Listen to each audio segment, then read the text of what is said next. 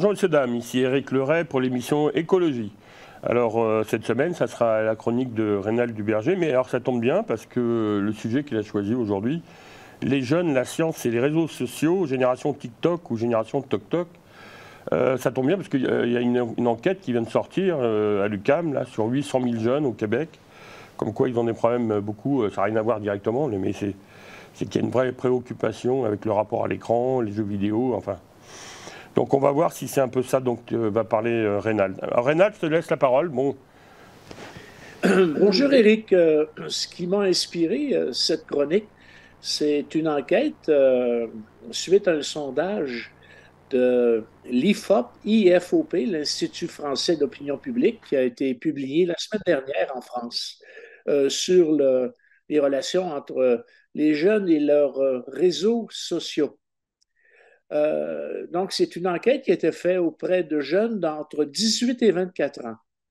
Et puis, ça nous a démontré que beaucoup de ces jeunes croient à des contre-vérités, soit historiques ou soit même scientifiques. Et c'est très grave. 33% des jeunes 18-24 ans ont une confiance absolue en les réseaux sociaux comme TikTok, Instagram, Snapchat ou même Facebook. Alors, il y a des chiffres qui font quand même réfléchir et qui font même peur. 17% de ces jeunes-là croient que la science apporte à l'homme beaucoup plus de mal que de bien. Et ça, c'est 11 points de plus qu'en 1972, lorsqu'on a fait une enquête semblable.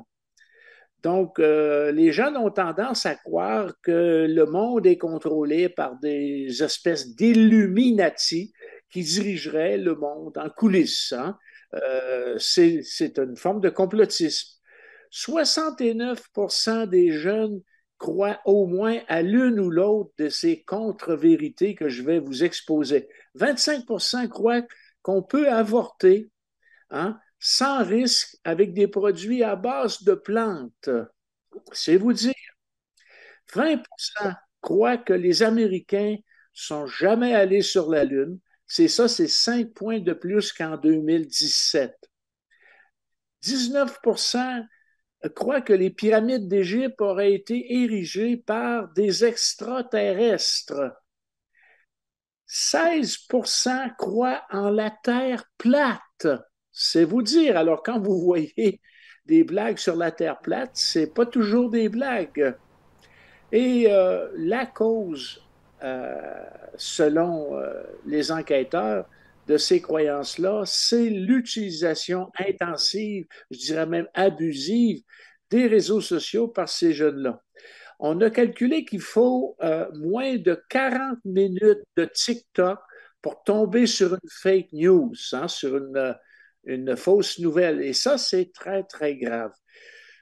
Pendant des siècles, Éric, la science, le savoir a été mis en avant et tout ça, c'est en train de s'éroder à cause des réseaux sociaux. Je dirais même que les réseaux sociaux sont une révolution dans l'histoire de notre civilisation occidentale, aussi importante que l'a été l'invention de l'imprimerie à l'époque par Gutenberg. Hein? Sauf que cette fois-ci, on a affaire à des conséquences plutôt négatives que positives. Hein? Donc, tout ça, c'est en train de s'éroder. Et même si à l'origine, les réseaux sociaux avaient des buts, des objectifs très nobles, comme favoriser la communication, faire circuler le savoir. Et lentement, il y a des idées de complotisme, de désinformation qui se sont substituées à ce savoir-là, appris par les jeunes dans leur école. Donc, on est prêt à épouser des idées totalement farfelues, à faire confiance en la parole des réseaux sociaux. Et on ne s'occupe même pas de recouper les sources qui sont mentionnées sur ces réseaux sociaux-là. Et moi, ça m'appelle... Je peux te poser une question juste pour savoir, par rapport à l'ancienne étude qui avait été faite il y a 10 ou 20 ans, est-ce qu'ils ont fait une comparaison avec les médias traditionnels ? Je ne crois pas. En fait, les résultats que j'ai vus, c'est seulement des statistiques qui avaient été compilées. Les pourcentages que je vous ai donnés, par exemple. Je ne crois pas qu'on ait fait de, de rapport avec la méthodologie qui est enseignée aux jeunes. Mais de toute façon, est-ce qu'on enseigne la méthode scientifique dans nos écoles à l'heure actuelle? Moi, personnellement, je suis allé chercher il y a plusieurs années des manuels scolaires de sciences qui servent à l'enseignement de ce qu'on appelle les sciences et la technologie au niveau secondaire 4 et 5. Je suis allé à mon école secondaire que j'ai fréquentée dans le temps. J'ai passé une partie d'un été à regarder ça, à lire ça, puis j'ai trouvé beaucoup d'inexactitudes et j'ai trouvé surtout, euh, à travers ce qu'on prétend être de l'enseignement de la science, de l'endoctrinement. J'ai vu donc, il n'y a pas seulement que les réseaux sociaux qui contribuent à, je dirais, changer la perception des jeunes vis-à-vis de leur environnement et leur civilisation, puis comment fonctionne la Terre, mais il y a aussi leurs enseignements, les enseignements qu'on leur donne à l'école et les manuels scolaires en sont des preuves.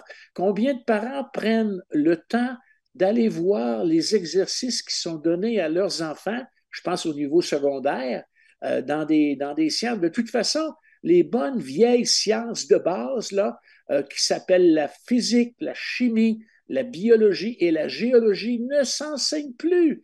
On coiffe ça, on met ça dans un gros sac tout mélangé qu'on appelle sciences et technologies au Québec et SVT, sciences de la vie et de la terre en France. Et voyez le résultat. Hein? Alors, vous avez la tête que se forment vos jeunes vis-à-vis des grands problèmes qui confrontent l'humanité aujourd'hui, c'est le résultat de la combinaison des réseaux sociaux et de l'enseignement qu'on leur donne à l'école.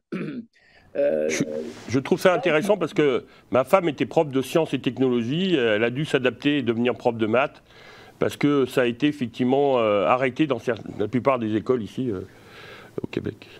Oui, en fait, les réseaux sociaux, comme je disais tout à l'heure, c'est vraiment un tournant dans l'histoire de l'humanité. Et euh, dans le fond, moi, je combats l'obscurantisme, l'ignorance, hein, les dogmes, la superstition. Et tu sais, depuis le temps que je parle de climat et de cette arnaque qu'on appelle le réchauffement climatique anthropique, qui n'est toujours pas démontré de toute façon. Et je n'ai pas fini de le répéter. Et puis, je mets même ma réputation de scientifique en jeu, là, s'il y a des gens d'université, des chercheurs qui nous écoutent, des gens d'Environnement Canada. J'affirme qu'il n'existe aucune preuve que l'homme ait une influence significative sur le climat. Aucune preuve. Alors, Tu annonces quand même, ta réflexion est intéressante parce que tu parlais de l'imprimerie et les médias sociaux. C'est vrai qu'il y a un phénomène qui est nouveau, c'est qu'on devient son propre média. C'est-à-dire que chacun peut, avec ses connaissances qu'il a, parler d'un sujet auquel il n'est pas forcément spécialiste. Et c'est ça une des conséquences, justement, avec les médias sociaux. Mais on avait le même problème dans les médias traditionnels, mais ça s'est accentué, quoi, on dirait. Avec les médias sociaux, ça s'est accentué, quoi. Ça a démultiplié le nombre de personnes qui peuvent s'exprimer et véhiculer de l'information, bonne ou mauvaise, quoi. voilà, tu as mis le doigt sur un sujet important. Il n'y a plus de hiérarchie dans la diffusion des connaissances scientifiques. Tout individu, peu importe ses qualités, qu'il soit crétin ou génie, a le droit de s'exprimer sur les réseaux sociaux et sa parole, pour certains, est considérée comme étant sacrée et puis définitive. Contrairement à l'époque de Gutenberg, quand on a inventé l'imprimerie, les livres, à ce moment-là, ont commencé à diffuser le savoir et on a eu le siècle des Lumières. Et puis, les élites scientifiques diffusaient les connaissances. Hein? Donc, euh, l'avènement des réseaux sociaux et des écrans en général. Moi, je trouve que nos jeunes passent beaucoup trop de temps devant des écrans et pas assez devant des livres. En fait, ils terminent souvent leur primaire et rentrent au secondaire sans savoir ni lire ni écrire. Éric Zemmour, qui était mon candidat favori aux dernières élections présidentielles françaises, avait posé comme condition dans excuse-moi. OK, Éric Zemmour, dans son programme sur l'éducation, avait mis une condition pour que l'élève passe du primaire au secondaire, il doit absolument démontrer qu'il sait lire et écrire correctement. Et on prétend qu'en France, à l'heure actuelle, il y a près de 33% des jeunes à la fin de leur primaire qui ne savent pas lire et écrire correctement. Et une des raisons de ça, c'est qu'ils ne lisent plus. Ils passent trop de temps devant des écrans. Le savoir n'est plus communiqué par l'élite, mais par des réseaux sociaux. Et il y a même l'intelligence artificielle qui se mélange à tout ça.